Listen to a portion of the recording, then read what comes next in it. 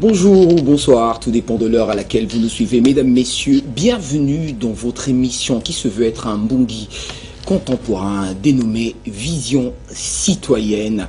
Aujourd'hui, nous revenons sur un thème qui a fait le tour des réseaux sociaux, un thème qui taraude l'esprit de tous les Congolais, un thème qui concerne chacun de nous. Il s'agit aussi de la problématique de l'insécurité au Congo-Brazzaville. Eh bien, cette insécurité qui est due à la délinquance juvénile. Nous sommes dimanche 31 août. Cette émission est en direct. À vous qui nous suivez sur les réseaux sociaux, en tout cas, rechargez vos unités, rechargez vos messages, rechargez de quoi nous appeler pour pouvoir réagir. On parle d'Arabes, on parle d'Américains, on parle de Brésiliens. Nous sommes revenus longuement sur les causes qui aujourd'hui poussent cette jeunesse à se comporter en délinquant, braquage, bande organisée, vol à l'arme blanche. Mais aujourd'hui, nous allons pousser le bouchon un peu plus loin avec d'autres invités. Will Aurélien revient sur ce plateau. Will Aurélien, citoyen congolais, qui aujourd'hui est un observateur aguerri de la société congolaise, revient sur ce plateau pour développer un peu son argumentaire et nous donner les pistes de solutions. Parce que vous le savez, dans cette émission, il y a la rubrique « Que faire ?» La rubrique « Que faire ?» qui vous donne l'occasion de proposer des pistes de solutions pour pouvoir aujourd'hui mettre fin à ce phénomène.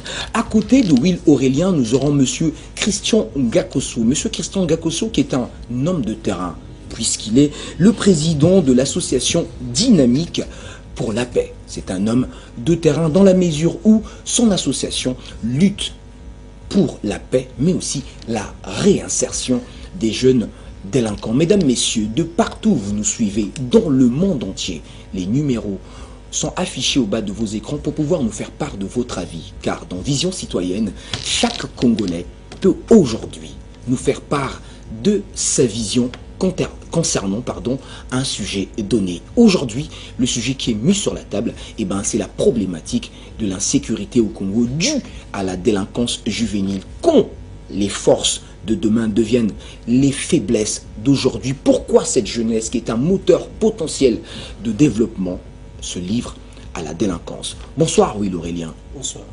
Bonsoir, monsieur Christian Ngakosso. Bonsoir, monsieur le journaliste. Alors, pour démarrer cette émission, na lobana lingala. Ozota la biso na Weso, na Wando, na Boko, ozota la biso na nord ya pays, na katikati to na sud ya pays. Kobanga na yote toloba bandinga tout émission oyo koki kobenga biso na ba numéro oyo eza affiché au bas de l'écran. Nous sommes aujourd'hui dimanche 31 août eza direct. Donc ce kobengi biso olobi na biso problématique oyo ya insécurité due à la délinquance juvénile. Problème ya ba bébé noir, ya ba américain, ya ba arabe, ya ba brésilien. Na tangi ba kombopo bo se retrouver. Ba cause nango to lobela kiango. Mais bino soki bone lora ko bandela ya ko zungisa boko benga biso et puis to sololi nango ba numéro ezali. Boko tinda pe ba message to ko tanga yango et puis to ko débattre. Alors to komisko ko banda.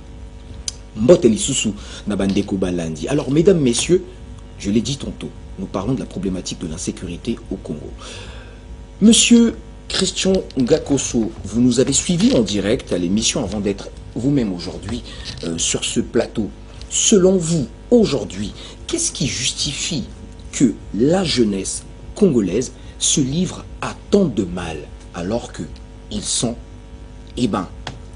un potentiel moteur de développement pour notre pays? D'accord, merci pour la parole que vous venez de m'introduire.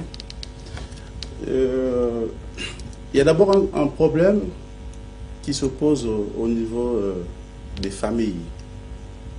Il y a un problème d'éducation de base. Voyez-vous que les parents, une fois qu'ils ont mis au monde un enfant ou des enfants, ils doivent les situer et les encadrer. Mais dès lors que déjà qu'ils ont manqué cette étape-là, il est difficile en ce moment de rattraper ce garçon ou cette fille. Donc les parents d'abord, la base c'est d'abord les parents, l'éducation des bases. Ça c'est le premier. Le deuxième, nous avons l'environnement, le quartier par exemple. Et le troisième aussi, il faut dire qu'il y a aussi la fréquentation. Il y a un adage qui dit, dis-moi qui tu es, dis-moi qui tu fréquentes, je dirai qui tu es. Donc c'est-à-dire que qui ces enfants-là vont souvent voir, qui ces enfants vont souvent échanger, qui ils vont souvent rencontrer, n'est-ce pas, afin que ce comportement revienne en eux. Donc, c'est pour dire que nous avons 3 processus là. Restons sur la famille, la cellule familiale. Pensez-vous que tous les parents de Pointe-Noire et de Brazzaville, pour ne citer que ces 2 villes où règne l'insécurité due à cette délinquance juvénile, ont failli? Est-ce que ces parents ont failli à leur devoir, ce qui fait que l'on voit autant de jeunes se livrer à la Alors, délinquance? si le parent a bien pu gérer son fils, ou sa fille, ou ses enfants, ben, il y a aussi l'environnement. Le père peut faire un effort, n'est-ce pas? Il a supervisé son enfant, il suit son enfant à la maison, parce que j'ai eu des témoignages comme cela, qu'il y a des enfants à la maison, ils se comportent bien comme un enfant prodige et tout ça là, il part à l'école, il revient, mais dehors, il fait autre chose. Vous voyez-vous? Donc ça veut dire que si à la maison, le papa, il frappe sur la table, c'est que dehors, ceux qui il fréquente ou ceux qui l'entourent sont mauvais. Donc à ce moment-là, le papa ne doit pas seulement veiller à la maison, mais aussi voir aussi avec qui l'enfant échange souvent. Vous faites bien d'évoquer cette situation. Saviez-vous qu'aujourd'hui, la violence est devenue comme une tendance? Les jeunes aujourd'hui se plaisent à appartenir à un gang, se plaisent à être violents, se plaisent à être arabes, américains, brésiliens ou que sais-je encore. C'est devenu comme une tendance. Alors qu'hier, on appréciait les gens intelligents, on appréciait les personnes qui avaient réussi dans leur vie par rapport à la sueur de leur front. Mais aujourd'hui, ce qui attire la jeunesse, c'est d'appartenir à un gang, c'est d'être protégé au lycée. Est-ce que ce que vous voulez nous dire, c'est que cette tendance influe sur tous ces jeunes, malgré la famille, malgré l'éducation qu'ils peuvent avoir dans la famille? Mais savez-vous, c'est un flot, c'est un mouvement. Il n'y a pas que le Congo, Brazzaville. Si vous allez à côté au Gabon, c'est de la même chose aujourd'hui là. Je suis allé au Cabinda de l'autre côté, ben, ça a aussi commencé au Cabinda. Ça vient de commencer, alors que chez nous, c'est presque une décennie. Mais voilà, donc ça veut dire que ça continue. Donc il n'y a pas que le Congo, il n'y a pas que le Gabon, le Cabinda aussi, ils viennent de commencer, et même ailleurs, même en Côte d'Ivoire. Aujourd'hui, on parle des microbes en Côte d'Ivoire, voyez-vous. Alors, c'est tout un mouvement c'est un peu comme la technologie, vous voyez, les choses évoluent. Les choses évoluent. Les choses évoluent. Donc, les enfants pensent que avec ce système-là, avec ce que nous voulons faire là, pourrait peut-être pour eux, ce sont des bonnes choses. Or, c'est une erreur grave. Voyez-vous. Donc, c'est un mouvement qui est arrivé comme ça. Maintenant, quitte aux parents de faire attention à leur enfant. Mais quand le parent déjà n'arrive plus à contrôler ce genre de choses dans la rue, c'est l'État qui prend le relais. Non, l'État a déjà tout fait. Voyez-vous, l'État vous a donné l'eau courant, n'est-ce pas? Les hôpitaux. Bah ça encore, ça reste à voir. Hein. Les hôpitaux, les écoles, n'est-ce pas? Toujours l'État encore, vous a donné les postes de police les plus proches. L'État encore responsabilisé un chef de quartier, n'est-ce pas? Et encore un chef de bloc. C'est parce que l'État a lu sur ces enfants-là. Et l'État encore plus gentil parce que quand l'enfant est né, l'État donne l'acte de naissance gratuit à cette famille-là. On en reviendra sur les chefs de quartier, les chefs de bloc. Laissez-moi le temps de m'adresser à Will Aurélien. Alors, Will Aurélien, aujourd'hui, on en a parlé des causes. On en a longuement parlé dans l'émission précédente, puisqu'aujourd'hui, c'est la suite et la fin de cette émission consacrée aujourd'hui à l'insécurité due à la délinquance juvénile. Pensez-vous qu'aujourd'hui, tous ces jeunes qui s'adonnent à toutes sortes de dérives, c'est dû au fait que leurs familles ont failli? Oui, quelque part, c'est en partie l'une des causes. Parce qu'il ne faudrait pas rejeter toute la responsabilité uniquement aux familles. Mais je pense que l'État aussi a sa part de responsabilité. Dans quelle mesure? Dans quelle mesure? Vous n'êtes pas censé oublier, l'État a l'obligation de garantir la sécurité, un climat ou un environnement sain pour que les enfants étudient et grandissent dans de très bonnes conditions. Mais ce que nous remarquons aujourd'hui, ce n'est plus le cas.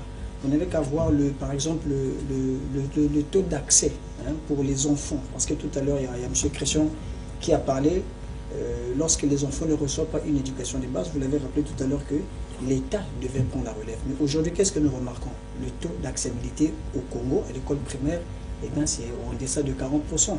Donc ça montre que quelque part aussi, il y a un véritable problème au sein de l'État qui n'arrive pas à garantir cet accès aux plus jeunes pour pouvoir aller à l'école. Parce qu'aujourd'hui, lorsque un enfant, dès le bas âge, qui n'a pas la possibilité ou pas la capacité d'aller à l'école, de recevoir une bonne éducation, vous êtes d'accord avec moi, ayant des parents qui sont pauvres, ayant des parents qui sont dans la précarité, dans le chômage, cet enfant ne peut, je pense, à 100% conduire bercer vers la Monsieur violence. Will Aurélien, si cela est le cas, mais que dire de la déscolarisation, puisqu'il y en a des enfants congolais qui arrivent jusqu'en classe de terminale, mais qui après décrochent, quittent l'école pour s'adonner à la violence? Oui, effectivement, vous allez remarquer moins de 32%, ça c'est selon la stratégie sectorielle de l'éducation, vous allez remarquer 32% des élèves qui sont âgés de 15 à 19 ans, plus lorsqu'ils arrivent en classe de terminale, pour la plupart, ils raccrochent.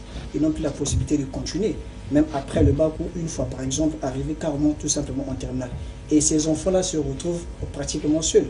On peut dire que c'est un enfant qui se retrouve à l'âge de 18 ans, qui a des parents pauvres, qui a des parents qui sont dans le chômage, qui a des parents qui sont dans la précarité, et vous êtes d'accord avec moi, ce jeune va bercer automatiquement dans la violence. Dites-nous ce que vous pensez de la problématique de l'insécurité au Congo-Brazzaville due à la délinquance juvénile, quand aujourd'hui l'avenir de demain devient la faiblesse d'aujourd'hui. Qu'en pensez-vous? Dites-nous, selon vous, quelles sont les causes? Appelez-nous en direct au plus 242 06 112 0014 et au 05 355 25 50. Toi, pena en direct et bah otalabiso mokil mobimba o yaba message a commis message o yopena yaba appel à Bengibisu Troyambaye en direct. Alors, si on est d'accord aujourd'hui pour tous les deux que d'une part l'État a failli et d'autre part la famille aussi, mais qu'en est-il de la responsabilité de ces jeunes eux-mêmes? Parce que quand on pose un acte dans la rue, on en est responsable. Monsieur Christian Gakoso. Oui, mais... Pour ceux qui sont adultes, pour les mineurs, c'est vrai qu'ils sont sous tutelle de leurs parents. Leurs parents seront aussi interpellés dans cette situation. Mais qu'en est-il d'eux-mêmes, de leur propre conscience? Mais ils ont quelle conscience là? Puisque déjà, avant qu'ils commettent l'acte, ils sont conscients de leurs actions. N'est-ce pas? On va dire quoi? On laisse la justice faire son travail. Parce que les enfants, ils sont conscients de ce qu'ils font. Ils savent que non, moi, en coupant ou bien en braquant le monsieur là ou la dame là, ben, si on m'arrête par la police, je vais faire la prison. Ils sont conscients. Donc ils sont responsables de ce qu'ils ont acte. Et de ce quoi ils sont adultes. Donc tout à l'heure, vous avez d'assigner que pas les jeunes, les plus bons âgés, mais si c'est les âgés de 20 ans et plus, ils sont conscients de ce qu'ils font. On y reviendra, monsieur Voilà. Christian. On va prendre ce premier visionnaire Okay. au bout du fil. Oui. Allô? Oui, allô? Comment vous appelez-vous et de quel quartier vous nous appelez? De quelle partie du pays? Je m'appelle Dalion, depuis Tister. Voilà. Alors, quel est votre avis par rapport à la problématique de l'insécurité due à la délinquance juvénile au Congo-Brazzaville? Alors, moi, je dirais qu'aujourd'hui, s'il y a assez de problèmes dans notre vie, dans l'éducation, je dirais que déjà chez nous, je peux citer 3 éducations. Les parents, dans la rue et l'église. Mais de nos jours, on constate que l'éducation de la rue est plus élevée que l'éducation de la maison. Parce qu'aujourd'hui, les enfants se laissent aller dans la boisson, se laissent aller dans des drogues. Et ces drogues-là, ça empêche les jeunes à réfléchir. Et aujourd'hui, ces jeunes-là, vu que le cerveau est tellement touché, ils n'arrivent plus à faire certaines choses et se laissent aller dans le voyoutisme, se laissent aller dans la délinquance. Donc, monsieur le journaliste, aujourd'hui, on va pas inculquer tort juste aux enfants. L'État doit voir tout cela, les parents, ils doivent voir tout cela, les églises, ils doivent voir aussi cela. Parce qu'aujourd'hui, il y a plein des églises. Il n'y a pas des gens dans les églises qui éduquent. Ils parlent juste du mariage, ils parlent juste de Orojobana, mais jamais, ils ont jamais pris l'occasion d'éduquer ces jeunes en disant que non, évitez de prendre des boissons fortes, évitez de faire du voyoutisme. S'il y avait même des églises qui pouvaient prendre, parce qu'aujourd'hui c'est pas juste l'État, Ou c'est pas juste les parents, mais ces pasteurs-là aussi, ils peuvent éduquer ses enfants. Ils peuvent permettre à ces enfants de prendre le bon chemin. Mais aujourd'hui... Et s'ils ne fréquentent pas les églises, que faire dans cette situation-là? S'ils ne fréquentent pas des églises, s'ils ne fréquentent pas des églises, alors c'est à l'État. Dans les autres pays, on voit ça. Qu'aujourd'hui, là, si un enfant est en train de faillir, il y a des maisons qui correctionnent. Mettez les enfants en prison. En tout cas, on aura compris la réaction de la Lyonne, de l'autre côté du quartier Tister, ici, dont la capitale économique. Si vous souhaitez, vous aussi, de partout où vous vous trouvez sur l'étendue du territoire national, eh ben, appelez-nous au plus 242 06 112 0014 05 355 25 50 pour pouvoir nous faire part de votre avis par rapport à cette situation. Que pouvez-vous dire par rapport à la réaction de cette demoiselle ou encore de cette dame qui vient de nous appeler? Oui, justement, elle a juste ajouté elle évoquait l'église. Oui, l'église aussi doit aussi accompagner ces enfants-là. Oui, si déjà l'enfant est dans une famille chrétienne, papa et maman aussi doivent emmener l'enfant à l'église. Peut-être par ce canal-là, l'enfant pourrait peut-être comprendre un peu... On va prendre Monsieur Will Aurélien juste après cet appel de ce visionnaire qui nous appelle aussi. Oui, allô? Oui, allô? Comment vous appelez-vous et de quel quartier vous nous appelez? Je m'appelle Talabité Iluris. Je suis du quartier Loindili à Pointe-Noire. Alors, quel est votre avis par rapport à notre sujet du jour? Bon, à propos de ce qui se passe actuellement, voilà, vu les jeunes, voilà. Vraiment, c'est difficile, hein, vraiment. Moi, je suis aussi jeune, mais je me demande des fois, est-ce que les jeunes comprennent d'abord ce qu'ils font, vraiment. C'est malheureux. Vraiment, c'est dit, le pays va mal. Pourquoi, selon vous, ces jeunes ne comprennent pas? Ah, le tout va de l'éducation. Hein. Ah, le tout va de l'éducation. C'est comme a su dire la soeur qui vient de passer. Il n'y a que 3 éducations. Il y a l'éducation parentale, l'éducation de la rue et celle de l'église.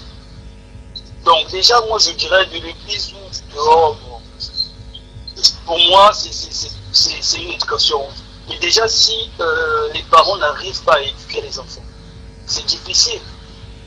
Déjà, au niveau où les jeunes prennent des matières de faire de n'importe quoi, moi je trouve que c'est horrible. Il y a l'État qui est là, qui sont disposés à mieux le faire. Donc, un jeune qui déroute, c'est mieux de les correctionner. C'est mieux de les correctionner. En tout cas, merci beaucoup à vous de nous avoir appelés dans l'émission Vision Citoyenne. Restez connectés et n'hésitez pas à revenir au cas où votre argumentaire aurait évolué. Alors oui, Aurélien, que pensez-vous déjà à chaud de ce qui se dit? Puisque ce jeune est scandalisé visiblement par ce qui se passe, parce qu'il n'arrive pas à comprendre comment est-ce que des jeunes aujourd'hui peuvent prendre des machettes et puis découper les autres pour des raisons parfois banales, des raisons de territoire, des raisons d'appartenance à des gangs. On ne comprend véritablement pas quelle est la cause qu'ils défendent. Bon, c'est vrai qu'il est peut-être difficile, très difficile de rentrer dans la tête de ces jeunes et de chercher à comprendre quelles sont les causes qu'ils défendent. Mais ce que nous constatons est que nous allons revenir sur l'éducation. Nous comprenons par là que l'État a failli. Parce que l'État devrait, tant soit peu, récupérer ces enfants à la base qui n'ont pas reçu une certaine éducation au niveau de la maison. L'État devait les rattraper au niveau de l'école. Pourquoi je dis au niveau de l'école? Aujourd'hui, l'école au Congo ne garantit plus une certaine sécurité. Il y a beaucoup de choses actuellement à l'école qui existaient il y a 10 ans, 15 ans, 20 ans, n'existent carrément plus. Les enfants n'ont plus de... Comme quoi, par exemple? Par exemple, les activités extrascolaires. Ça permettait d'occuper les enfants. Aujourd'hui, les enfants, à l'époque, on connaissait qu'on appelle ça, on avait, dans notre système scolaire, on avait 2 vagues. Donc les enfants avaient la possibilité pour ceux qui partaient l'après-midi, de pouvoir se récréer pendant la matinée. Bien qu'aujourd'hui ça existe, mais il y a beaucoup des activités extrascolaires aujourd'hui qui ont été interrompues, voire qui n'existent plus aujourd'hui. Ouais, qui ont été complètement mis de côté. Mais ce vide, la nature ayant horreur du vide, ce vide a été complété par cette violence qui est récupérée par ces jeunes. Et puis je pense qu'à mon avis, c'est ce qui explique un peu aujourd'hui la montée de cette violence qu'on remarque sur... Est-ce que M. Ngakossé est d'accord avec ça? On va prendre ce téléspectateur au bout du fil et ensuite on posera la question à M. Ngakosso. Oui, allô? Oui, bonsoir. Bonsoir, comment vous appelez-vous et de quelle partie du pays vous nous appelez? Moi je m'appelle Anjouine. Je vous appelle depuis Pointe-Noire. Oui. De quel quartier de Pointe-Noire vous nous appelez? Je vous appelle depuis Bonvaux. Voilà. Alors quel est votre avis par rapport à cette délinquance juvénile qui crée l'insécurité dans notre pays? Bon, mon avis est que je pense que l'État a une responsabilité de 66% concernant cette situation de délinquance dans les milieux, surface milieu scolaire où on est dans le pays, quoi. Parce que à l'époque, il y avait l'instruction civique et morale dans les écoles. Exactement. À l'époque, il y avait l'instruction civique et morale dans l'époque, dans les écoles. Mais à présent, là, dans la plupart des écoles, cette affaire n'existe plus. Et puis, en dehors de ça, les lieux de distraction pour les enfants, c'est des endroits là où on fait des kermesses pour la vente de boissons. Vous voulez parler des endroits de loisirs, hein, c'est cela? Oui. Si nous prenons la foire de Pointe-Noire, il y a maintenant un marché, même les terrains de foot qui permettaient aux enfants de jouer au foot pendant les vacances, c'est maintenant les endroits de kermesse. Oui. Alors, quelle serait la solution selon vous? La solution serait que l'État doit revenir, doit en premier voir d'abord leur programme scolaire, revoir les programmes scolaires afin d'introduire l'instruction civique et morale. Parce que le bondisme, parfois, un enfant qui est depuis le débutant ne sait même pas que si tu trouves un parent dans la rue, il faut dire bonjour et tout. Si le parent à la maison ne dit pas à l'enfant, au moins l'école devait rattraper ça. Parce que l'enfant passe plus de temps à l'école qu'avec son parent. Vous voyez un peu? L'enfant passe plus de temps avec sa maîtresse que sa maman ou bien son papa.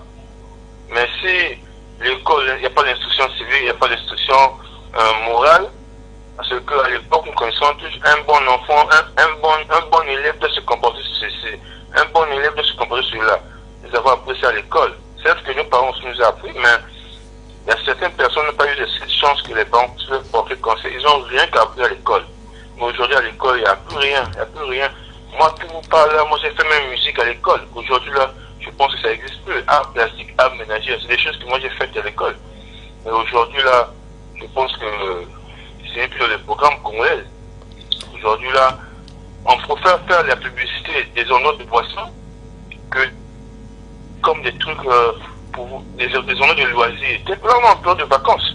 Vous pouvez voir un peu l'étendue du pays. Il n'y a pas un endroit approprié là où les enfants peuvent aller s'amuser en dehors de leur côte sauvage, tu peux dire. Et donc, je pense que c'est ça la plus grande difficulté.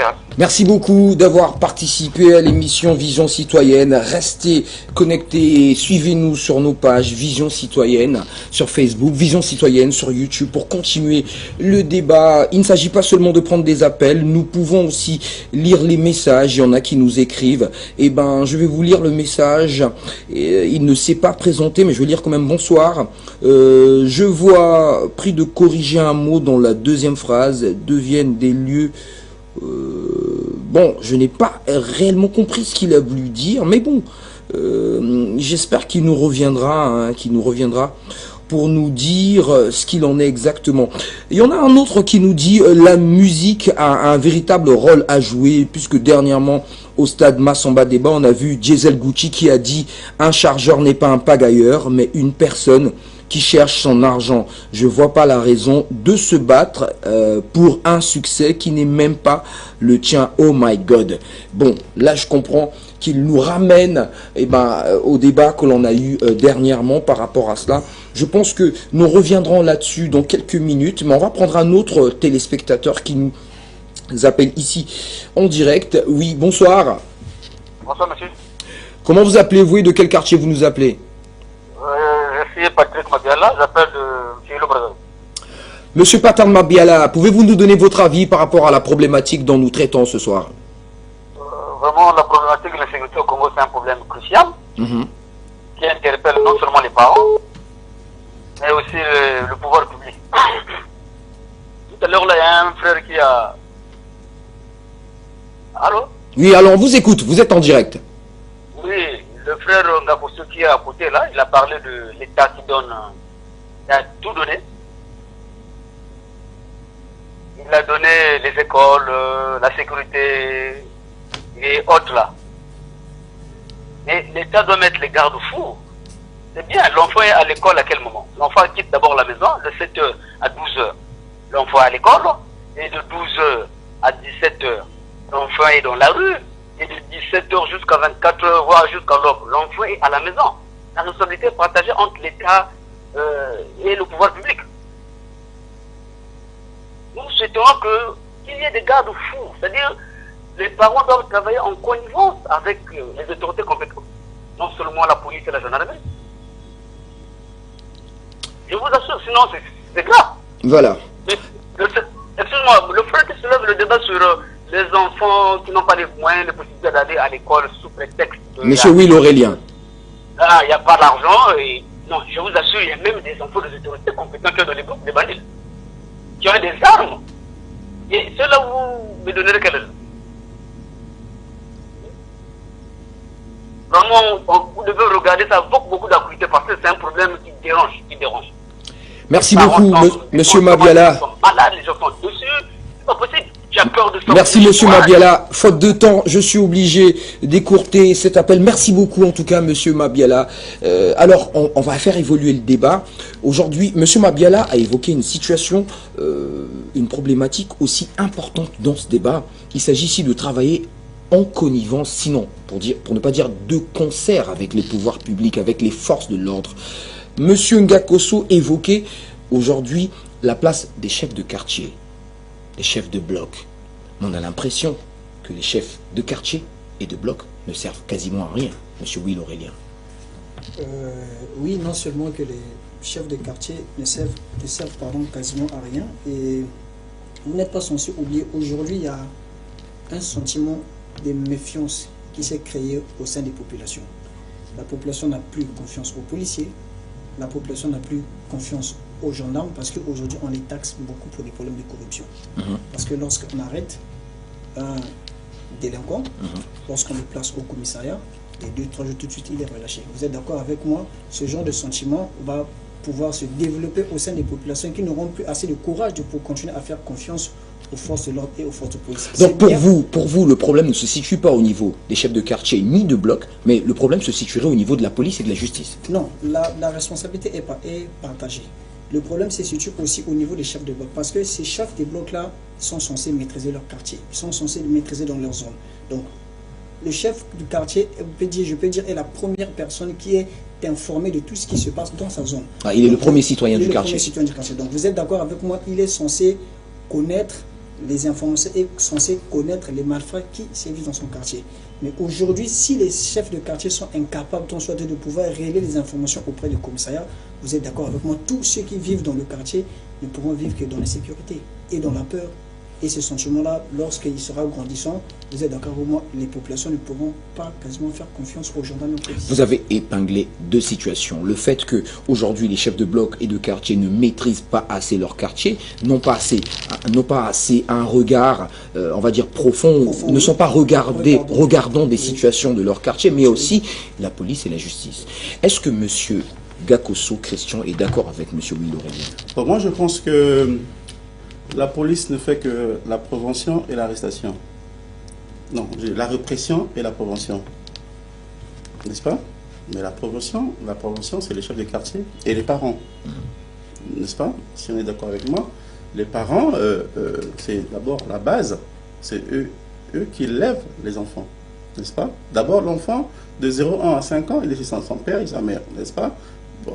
Et ce sont ces parents-là qui doivent déjà donner la droiture à l'enfant, comment ce qu'il faut s'y faire pour marcher, n'est-ce pas? Et l'école, c'est un complément. Voyez-vous? Mais je vois des gens qui sont en train d'évoquer là, ça c'est un programme scolaire. Le programme scolaire peut aussi changer. Bon, ça c'est dans au ministère de l'enseignement supérieur, enseignement général. C'est eux qui savent pourquoi le programme a changé, s'il n'y a plus de musique ou tout cela. Ça, c'est un programme au niveau académique. Ça n'a rien à voir. Mais ça reste un problème, puisqu'il y a la loisiveté, tous les espaces qui permettaient aujourd'hui aux jeunes de se distraire et tout, voilà, n'existent plus. Les programmes qui permettaient aussi aux jeunes de découvrir autre chose en dehors du programme ficelé extrascolaire n'existe plus. Là aussi. Oui, mais ça c'est. On ne va pas leur interdire de faire part de leur avis dans ce sens-là. Bien évidemment. Ça, c'est une affaire. Il y a tout un ministère, n'est-ce pas? Non seulement. Mais revenons au chef de quartier dont vous parliez tout à l'heure. Les chefs de quartier, ils ont leur rôle. Si l'État les a placés là, c'est pour veiller à leur population, n'est-ce pas? Un chef de quartier. Vous voyez-vous un peu chez les autres. Dès lors que un nouveau arrive dans le quartier, automatiquement, le chef de quartier est au courant. Il arrive même à domicile pour dire, monsieur, bonjour, bonjour, ben, vous venez d'arriver, vous c'est qui? Vous voyez-vous? Donc il y a déjà une connexion automatique. Ce qui n'est pas le cas chez nous. Chez nous, ce n'est pas le cas. Le chef de quartier ne maîtrise même pas sa population. N'est-ce pas? Or, les petits délinquants là, le chef de quartier devait quand même essayer de les recenser. N'est-ce pas? Devait travailler en connivence avec la police ou avec la justice. Qu'en est-il des représailles? Parce qu'il faut aussi... Il y a des stratégies. Qu'ils se mettent aussi en danger. On le fait en public, il y a des stratégies pour cela. Voilà. N'est-ce pas? Si on l'a placé là, parce que, un, on pense qu'il est intellectuel, deux, on pense qu'il est sage. N'est-ce pas? Donc il y a des stratégies. Comment est-ce qu'il faut faire pour travailler? Donc pour vous, les chefs de quartier ne jouent pas leur rôle. Vous rejoignez M. Will Aurélien. Mais bien sûr que nous sommes ensemble. Qu'en pense le public aujourd'hui? Qu'en pensent les Congolais? Tous ceux qui nous suivent, tous ceux qui suivent en direct en ce dimanche, 31 août 2025. Que pensez-vous du rôle des chefs de quartier dans la problématique liée à l'insécurité due à la délinquance juvénile? Vous avez un avis, vous avez une vision par rapport à cela? Appelez-nous aux 2 numéros qui sont affichés au bas de vos écrans. Will Aurélien, les chefs de quartier ne jouent pas leur rôle. Êtes-vous d'accord avec monsieur? Non, non, pas du tout. Parce que si au moins les chefs de quartier jouaient qu'on soit peu leur rôle, on devait quand même constater une certaine diminution de la violence dans nos quartiers respectifs. Mais aujourd'hui, les citoyens lambda ont du mal à rentrer chez lui tard à la maison, lorsqu'ils se retrouvent par exemple à la cité. Parce qu'il y a le sentiment de peur qui est là, qui est ressenti. Vous voyez? Parce que tellement les populations sont devenues terrorisées par cette délinquance qui sévit et qui est grandissante chaque jour au quotidien. Et vous allez remarquer, non, dans nos quartiers, les chefs du quartier, ils sont tranquilles, ils sont calmes. Même combien même ces chefs du quartier sont au courant des fiefs de ces malfaiteurs-là, mais jamais on a... Mais vous avez vous-même dit que la justice ne suivait pas, qu'il y avait aussi des brebis galeuses au niveau de la police et de l'armée qui aujourd'hui encouragent ces délinquants, qui les abritent, qui aujourd'hui tiennent des fumoirs dans lesquels vont s'empiffrer de drogue. Eh bien, ces jeunes. Si c'est le cas, c'est-à-dire que même si le chef du quartier dénonçait, eh bien, ça serait nul et non avenu dans la mesure où ce dernier serait vite fait relaxé. Mais ce que quand même nous, population, nous attendons, qui est quand même une action. D'accord? Nous aimerions en tant que population voir quand même une action de la part de différents chefs de quartier respectifs de nos grandes villes. Voilà qu'il y a une action qui a été entreprise, qui a dénoncé par exemple tel bébé noir, tel délinquant, tel jeune a été arrêté parce qu'il y a eu un travail de la part des chefs de quartier qui a conduit à... Mais dire ça comme ça, c'est comme mettre le voile sur le rôle de la justice, qui au finish devrait normalement pouvoir punir ces jeunes. Oui, effectivement, voilà pourquoi je vais revenir à ce que j'ai dit tantôt au départ. La responsabilité est partagée. Le chef de quartier joue son rôle, la police joue son rôle et la justice aussi joue son rôle.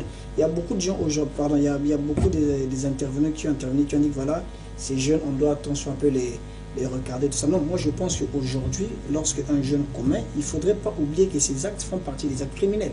Donc je pense qu'aujourd'hui, ces jeunes, lorsqu'ils commettent, il faut les remettre auprès de la justice, comme ça ils seront jugés et mis en prison, comme ça ils vont peut-être... Alors, il nous reste 10 minutes. Vous pouvez toujours nous appeler en direct dans cette émission et nous allons parler maintenant de solutions.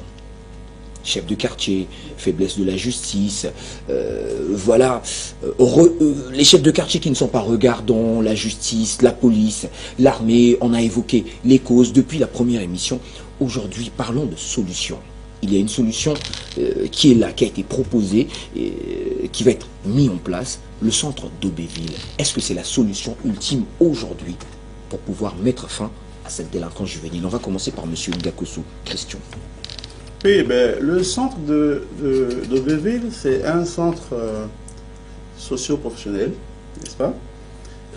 Là-bas, l'État a pensé créer ce grand centre avec une capacité au moins de 2000 détenus ou 2500 par là, parce que la maison d'arrêt de Brazzaville, qui n'est... Bon, dans les textes... On va aller très vite parce qu'il nous reste peu de temps. Dans les textes, c'est aussi un centre de réinsertion, mais apparemment, là-bas, rien n'est professionnel là-bas. On n'apprend rien aux enfants et aux délinquants. Ils font que chanter. Et ça a été conçu depuis 1945, ça fait aujourd'hui 80 ans, et avec un effectif de 150 détenus seulement. Voyez-vous? Donc on a pensé avoir un espace plus grand que celui-là, à l'Aubéville, afin d'envoyer ces gens là-bas, mais pas seulement les envoyer comme ça, mais avec des formations professionnelles, n'est-ce pas? Pour que demain, une fois qu'ils sortent de là, qu'ils soient aussi quelque part aussi responsables et d'essayer de faire quelque chose comme métier. On forme des délinquants pour que demain ils soient responsables. Qu'en est-il des jeunes respectueux des lois et règlements de la République qui, après leurs études, ne trouvent pas d'emploi? Est-ce qu'aujourd'hui, ça ne va pas inciter les jeunes à devenir eux aussi délinquants pour pouvoir être réinsérés et puis trouver un emploi décent? Est-ce que les jeunes qui ont fini leurs études ont fait des demandes et on ne les a pas retenus? Ben, si on va penser dans le système des ressources humaines, en RH, qu'est-ce qu'on fait? Il y a aussi une méthodologie à faire. Un jeune, quand il essaie de réaliser sa demande dans une entreprise, bien sûr qu'il a ses diplômes, une fois qu'il est déposé, par exemple, au mois de janvier, mais il ne doit pas se croiser les bras pour attendre qu'on l'appelle. Il peut arriver que l'entreprise a pensé prendre une nouvelle personne qui a déposé tout de suite. C'est-à-dire qu'une fois qu'elle a déposé en janvier, mais qu'il ne perde pas, dans 3 mois après, il peut encore déposer une fois. Et si on l'appelle au moins 3 mois encore, il dépose, il doit chaque fois déposer dans la même entreprise. Il peut arriver qu'il y a un nouveau qui arrive déposer en février. Bon, on pense que celui qui a déposé en janvier, on l'a déjà pris dans notre entreprise, il est déjà parti. Vous savez ce qui se passe au Congo aujourd'hui. Il faut connaître des gens, il faut avoir des relations, il faut. Je veux parler au fond de cela, voilà. Mais je vous parle de la logique des choses. Mais c'est une réalité. Vous le reconnaissez. Je connais des gens qui ont déposé et qui sont employés.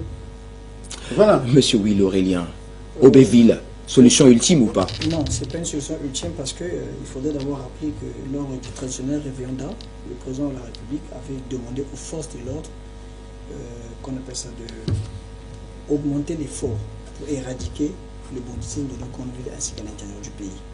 Et vous n'êtes pas censé oublier, lors du PND 2022, il a été prévu que chaque année, qu'on recrute, au moins qu'on renforce les forces de police, au moins de 1000 agents chaque année, tant soit peu pour essayer un peu de lutter contre cette délinquance ou cette violence qui sévit dans nos 2 grandes villes d'abord, qui sont Brazzaville et Pointe-Noire, ainsi qu'à l'intérieur du pays.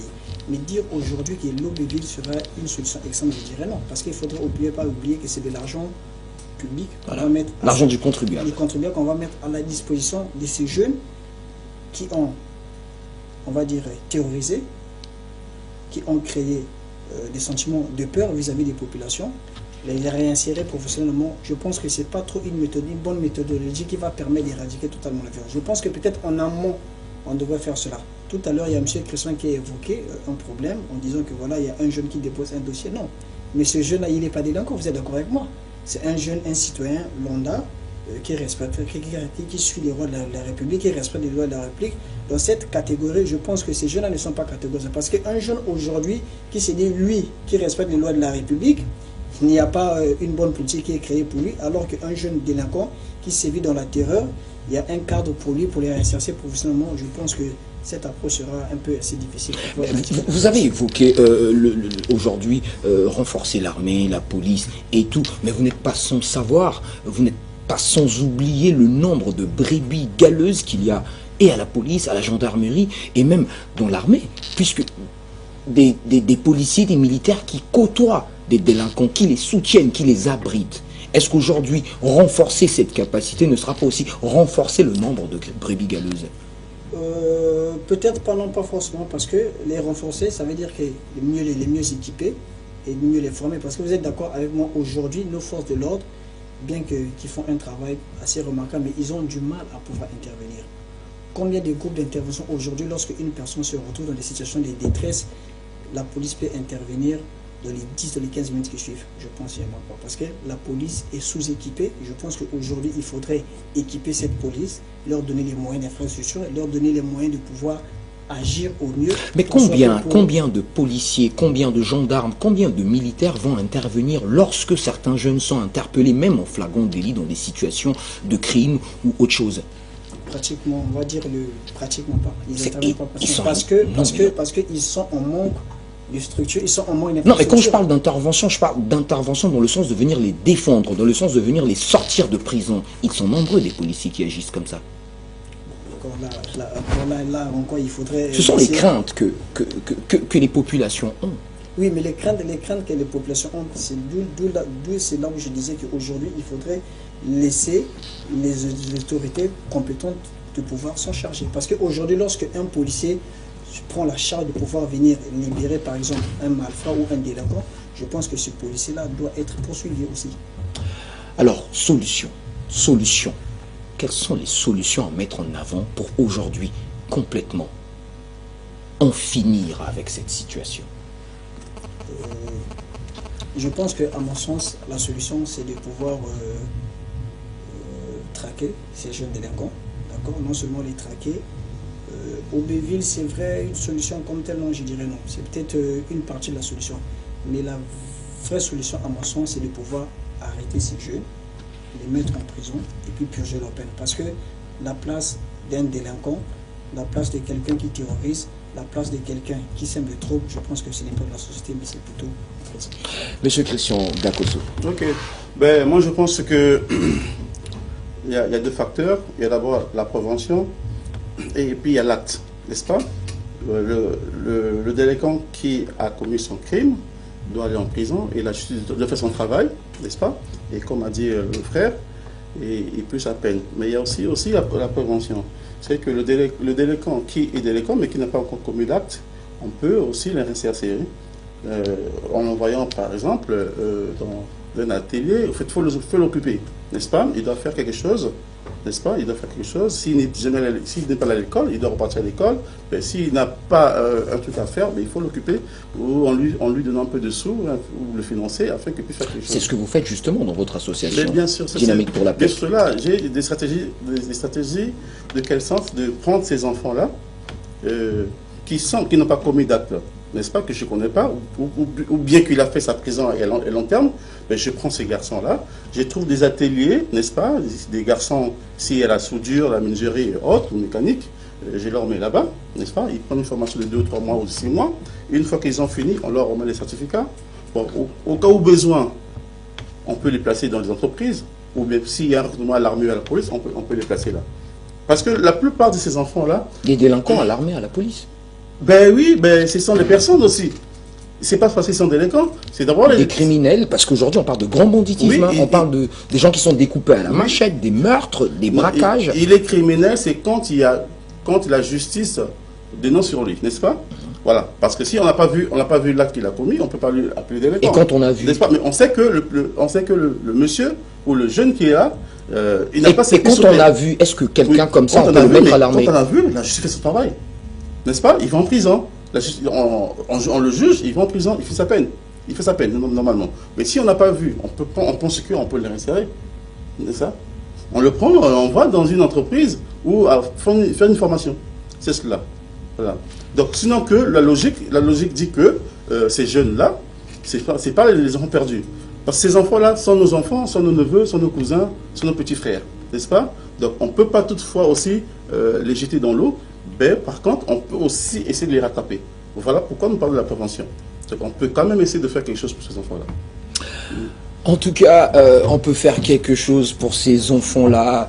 Merci beaucoup à tous les Congolais qui ont bien voulu participer à cette énième émission, à ce énième numéro de l'émission Vision Citoyenne. En tout cas, de partout où vous nous suivez, en tout cas, bonnes conditions de suivi. Le débat n'est pas terminé, le débat continue sur nos différentes pages. Tapez juste Vision Citoyenne sur Facebook, sur YouTube, sur Instagram ou sur TikTok.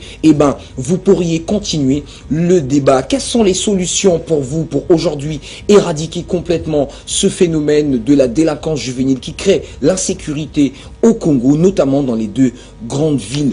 Faites-nous vos propositions. C'est Vision Citoyenne. Vision Citoyenne, c'est le Mbongi contemporain où chaque Congolais vient étaler sa vision. Merci à monsieur Will Aurélien qui a bien voulu répondre pour la seconde fois à notre invitation. Et puis, merci aussi à la confiance que nous a fait monsieur Christian Ngakoso en venant sur ce plateau et en acceptant cette invitation. Merci encore une fois à toutes les personnes qui ont appelé et qui ont réagi. Pardon à tous ceux qui nous ont envoyé des messages que l'on n'a pas pu lire et à tous ceux qui ont essayé de nous appeler. Le rendez-vous est pris pour une autre fois et pour un autre sujet.